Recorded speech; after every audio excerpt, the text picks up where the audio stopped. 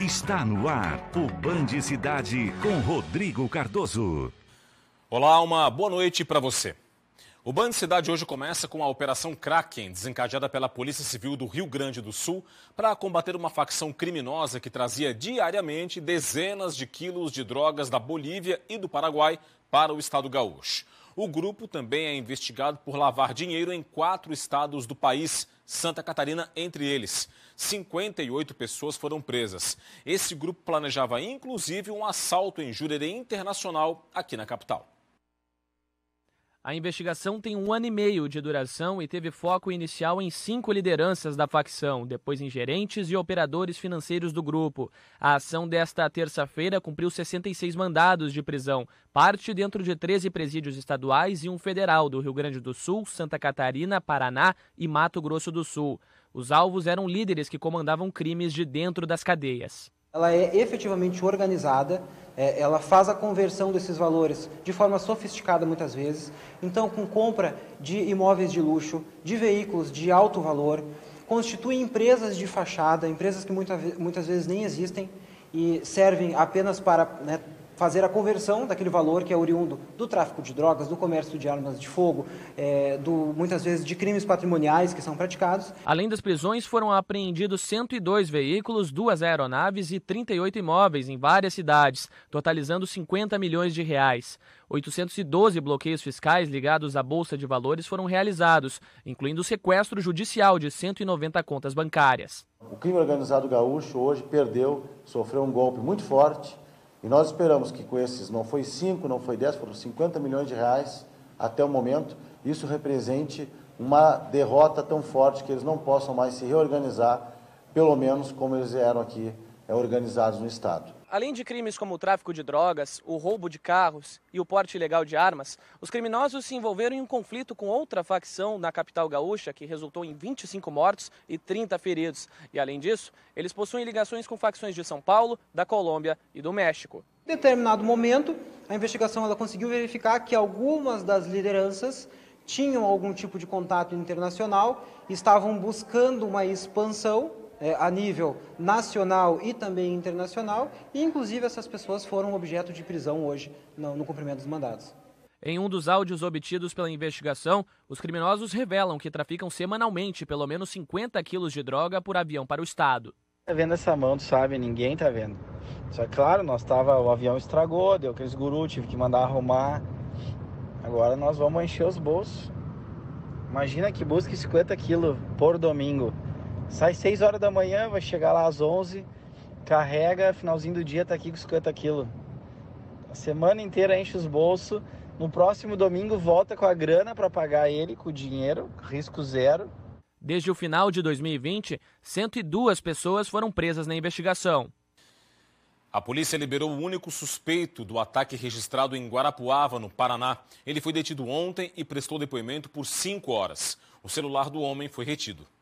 As marcas de tiros ficaram na lateral do carro do Bruno, justamente onde o filho de 3 anos costuma andar. Na noite do último domingo, por sorte, ele estava sem a criança no carro.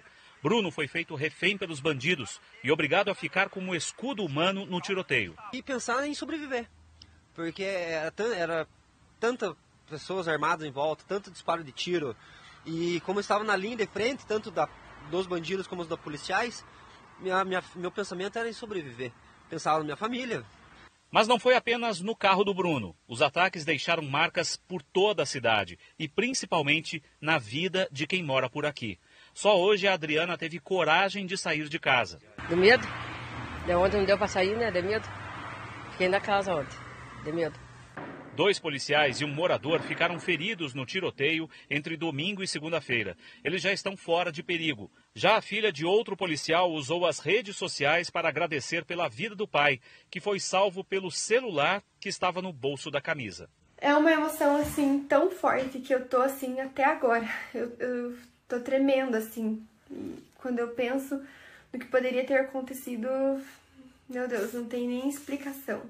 Os veículos que foram queimados pelos bandidos em frente ao batalhão da Polícia Militar foram retirados hoje com o auxílio de um guincho. Hoje a área de buscas foi ampliada, chegando até a zona rural do município de Campo Mourão, que fica a mais de 200 quilômetros daqui. 260 policiais participam da operação. A gente ainda acredita que podemos capturar pessoas que a gente tem certeza que foram feridos. O trabalho conta com o auxílio de 3 helicópteros do Batalhão de Operações Aéreas da Polícia Militar. As aeronaves possuem câmeras com sensores de temperatura que podem identificar pessoas na mata. Também são realizados bloqueios nas principais rodovias da região. 35 pessoas são consideradas suspeitas de envolvimento nos ataques. Um rapaz de 25 anos chegou a ser preso ontem. Ele é suspeito de fornecer armas para os bandidos. Depois de 5 horas de depoimento, ele foi liberado e o celular dele apreendido. Uma ação conjunta entre as polícias civis do Rio Grande do Sul e de Santa Catarina prendeu hoje um homem suspeito de estupros e roubos em série nos 2 estados. O homem foi preso em uma casa na cidade de Balneário Arroio do Silva, no sul do estado. O suspeito é acusado de fazer contato com garotas de programa, marcar encontros íntimos e depois estuprar, roubar e dopar as vítimas. Os crimes eram cometidos em cidades como Araranguá e Balneário Arroio do Silva, em Santa Catarina, e em Vacaria, no Rio Grande do Sul. Entre as vítimas estão 4 mulheres transexuais. Ele agia agendando encontros num site de garotas de programa e logo depois de agendar esses encontros ele entrava no local armado, anunciava o roubo, estuprava as vítimas. Ele foi identificado como um foragido já da Justiça do Rio Grande do Sul. Ele já tinha passagens por diversos crimes, inclusive já tinha sido preso por 13 anos por homicídio e estava foragido desde 2020. Um carro de luxo roubado há 4 dias em São Paulo foi recuperado pela Polícia Rodoviária Federal em Balneário Camboriú. O veículo, um Mercedes-Benz com placas de Belo Horizonte, Minas Gerais, foi localizado em frente a uma residência no Estaleirinho, que é um bairro de Balneário Camboriú. Ao consultar os registros, os policiais identificaram um boletim de ocorrência de furto-roubo do veículo relacionado em São Paulo no dia 14 deste mês. O morador alegou aos policiais que um amigo havia deixado o veículo com ele enquanto estava viajando. O homem de 39 anos do Rio Grande do Sul e o automóvel foram encaminhados à Delegacia de Polícia de Itapema, onde serão apuradas as responsabilidades pelo crime de furto-roubo e receptação de veículo.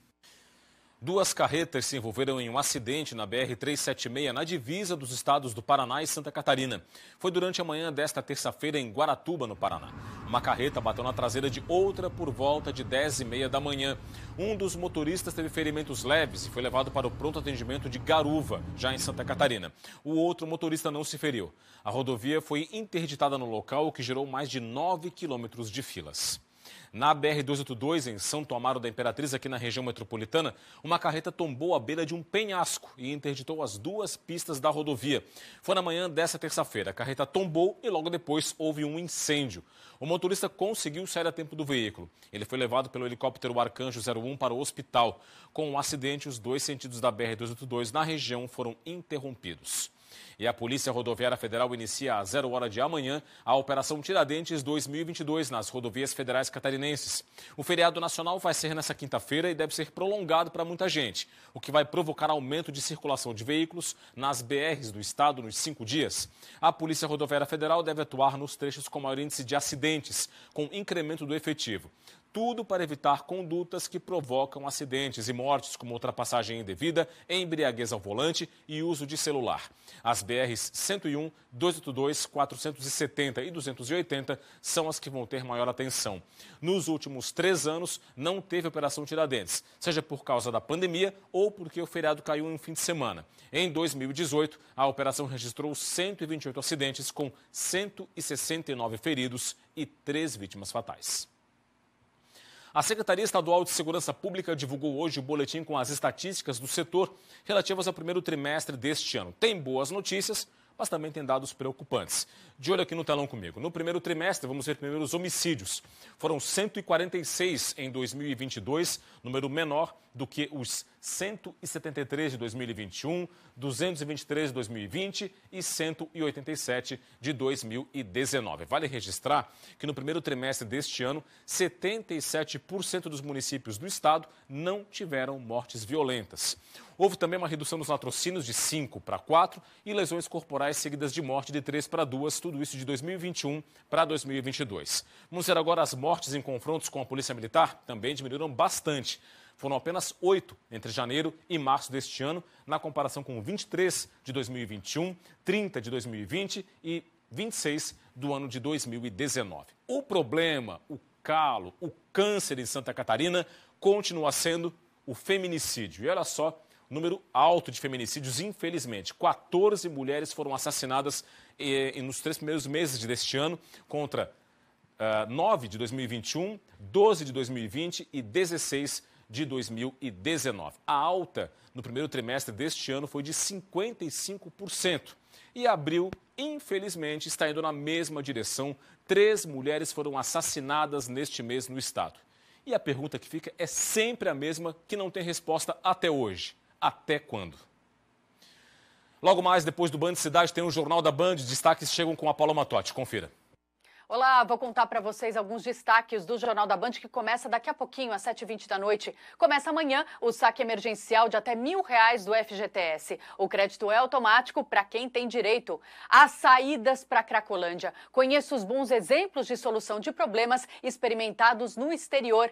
E a homenagem emocionante da torcida do Liverpool a Cristiano Ronaldo, que perdeu um dos filhos gêmeos no parto. Isso e muito mais daqui a pouquinho. A gente espera vocês. Já a Assembleia Legislativa manteve o veto do governo do estado para o projeto de lei do ICMS sobre bebidas, leite e trigo. O repórter João Paulo Cardoso esteve lá e acompanhou. O veto do governo do estado sobre o projeto de lei que reduz o imposto sobre circulação de mercadorias e serviços da produção de leite, bebidas alcoólicas e farinha de trigo foi mantido pela Assembleia Legislativa de Santa Catarina na tarde desta terça-feira. Foram 19 votos favoráveis e 13 contra a derrubada do veto do governo do estado.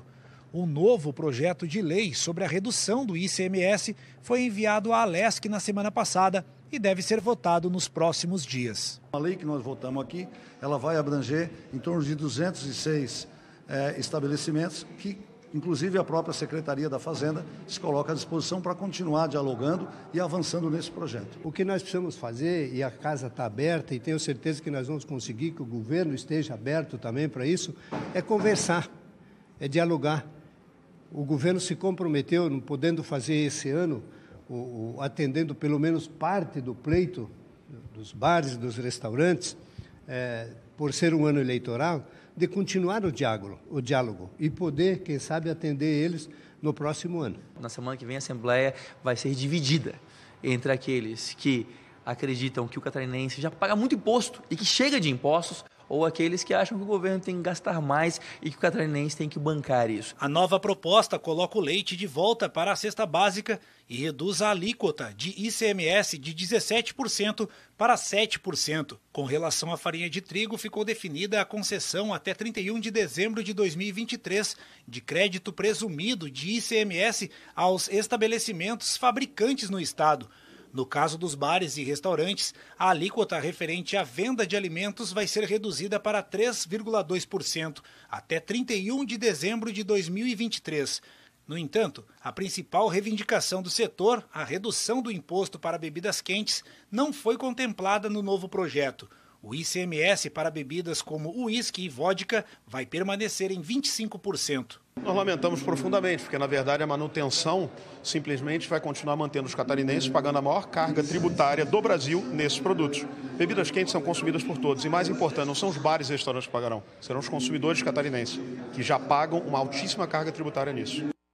Para falar do assunto, Roberto Azevedo comigo aqui no estúdio do Band Cidade. Tudo bem, Roberto? Boa noite para você. Boa noite, Rodrigo. Boa noite a você que nos assiste. O que dá para falar, Roberto, sobre os bastidores dessa manutenção do veto aí do ICMS? Primeira coisa, tem uma relevância essa atuação da Abrazel. Mesmo que não tenham razão e estejam defendendo o interesse de apenas 1% dos estabelecimentos, bares e restaurantes de Santa Catarina, eles levantaram uma polêmica que resultou na análise de todo o projeto, onde tinha o grande problema do leite, Ora, o leite em caixinha, longa-vida, ser taxado com uma alíquota de ICMS de 17%, enquanto a bebida seria taxada a 3,2%.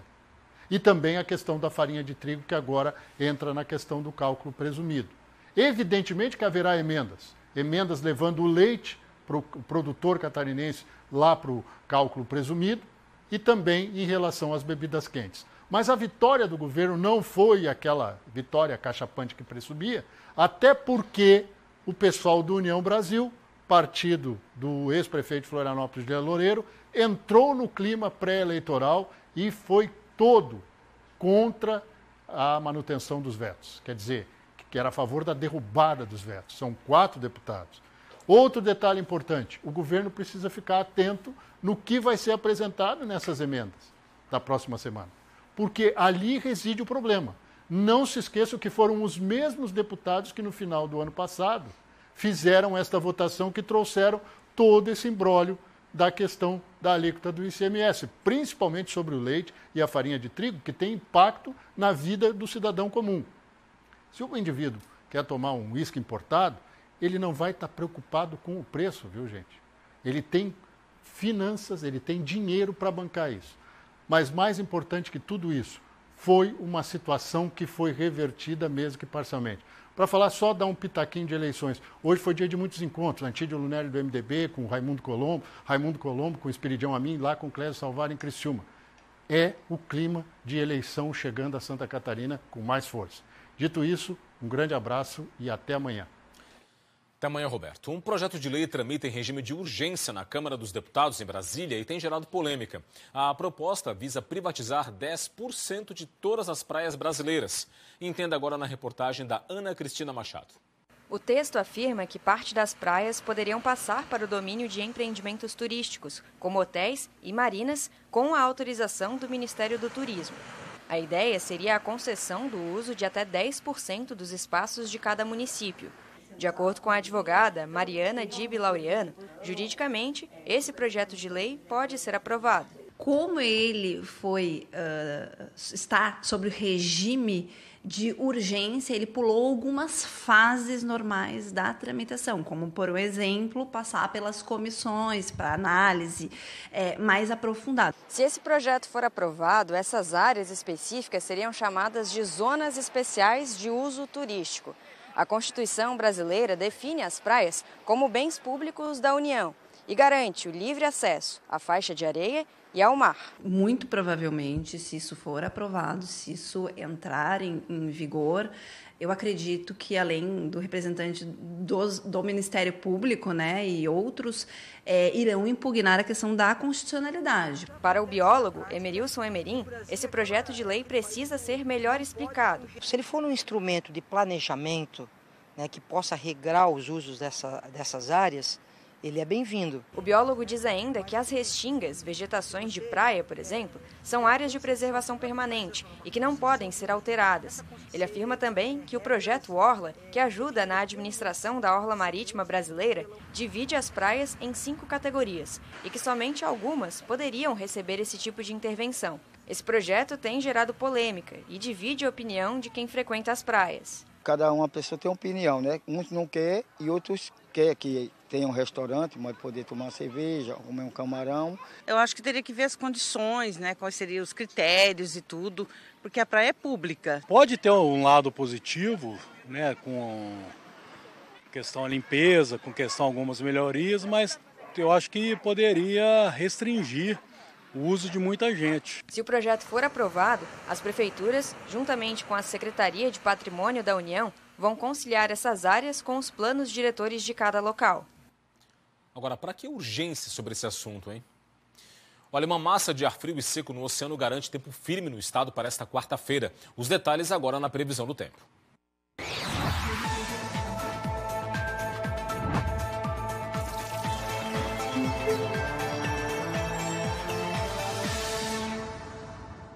A quarta-feira vai ter sol e poucas nuvens em Santa Catarina, com nevoeiros ao amanhecer. As temperaturas começam o dia mais baixas e têm condição de geada isolada para as áreas mais altas do Planalto Sul. Ao longo do dia, temperaturas em elevação. Em Florianópolis, mínima de 14, máxima de 27 graus. Em Blumenau, variação entre 12 e 25. Em São Joaquim, 5 de mínima e 21 de máxima. E em Chapecó, mínima de 12 e máxima de 24 graus. Hora das informações do esporte. Série C do Campeonato Brasileiro, no fechamento da segunda rodada, o Figueirense conquistou a primeira vitória na competição. O time catarinense bateu o Altos do Piauí e de goleada. E essa imagem já diz que a noite do Furacão foi boa. Figueirense entrou em campo atrás da primeira vitória na Série C. Foi pra cima do Altos, sem dar chances pro time adversário. Até que aos 29 minutos, o juiz viu essa falta aí em Marques, que foi pra cobrança. E não deu outro. Camisa nova, que fez sua reestreia, cobrou. E a bola foi parar no fundo do gol, abrindo o placar no Orlando Scarpelli. O torcedor ainda comemorava o primeiro gol quando saiu o segundo. 2 minutos depois, John Clay aproveitou que o goleiro não segurou e ampliou a vantagem para a festa alvinegra. Na segunda etapa, o Figueira voltou um pouco desligado, demorou para engrenar, deu algumas chances para o time do Piauí. Até que Léo Arthur chegou sozinho e fez o terceiro para o Figueira, para colocar o time nos eixos. E o que o torcedor queria, aconteceu. Marlisson foi derrubado dentro da área e o juiz marcou o pênalti. Quem foi para a cobrança? Wilson, na noite do seu retorno ao Orlando Scarpelli após quase 10 anos longe. O ídolo cobrou e ampliou a goleada. O Altos até chegou a descontar com o Dieguinho, mas o torcedor do Scarpelli estava tão feliz que nem sentiu um gol tomado. E o jogo acabou assim, Figueirense 4, Altos 1.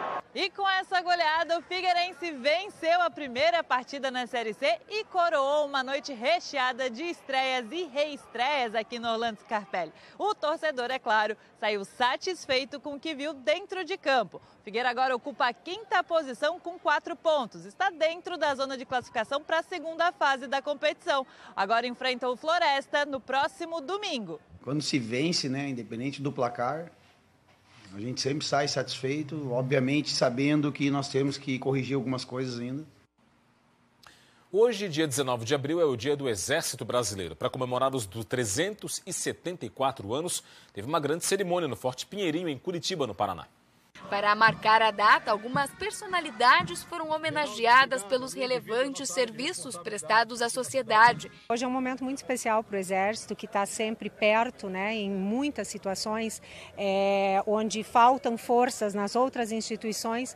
O Exército nos socorre. Além das condecorações, o evento contou com a apresentação da banda militar e o desfile de tropas. A solenidade celebrou a história do Exército, que atua no país como principal entidade de proteção do território e da nação brasileira. O Dia do Exército é comemorado no dia 19 de abril, em memória à Batalha dos Guararapes, que aconteceu em 1648, no estado de Pernambuco. Esse confronto foi um marco histórico na formação de uma força armada nacional que expulsou os invasores das terras brasileiras. A data é comemorada nos quartéis de todo o território nacional. Desde lá, o Exército cultiva os mesmos valores e os mesmos princípios. Então, nós falamos que os valores de ontem são os valores de hoje e serão os valores e princípios de amanhã. Nós cultuamos sempre os princípios alinhados à nossa nação, ao nosso povo, ao nosso Estado, que são a disciplina, a ética, a responsabilidade, o amor à profissão, fé na missão, aprimoramento técnico profissional. E isso tudo são os valores que colocam uma nação para frente. E é isso, o Band Cidade de hoje fica por aqui. As reportagens desta edição estão no YouTube da TVBV. Para acessar, basta apontar a câmera do seu smartphone para o QR Code que está na sua tela. Vem aí as notícias do Brasil e do mundo no Jornal da Band. Mais informações de Santa Catarina você confere amanhã, 12h30, no Jogo Aberto SC e 12h50 no SC Acontece. Forte abraço, muito obrigado pela audiência, boa noite para você e até amanhã. Tchau, tchau.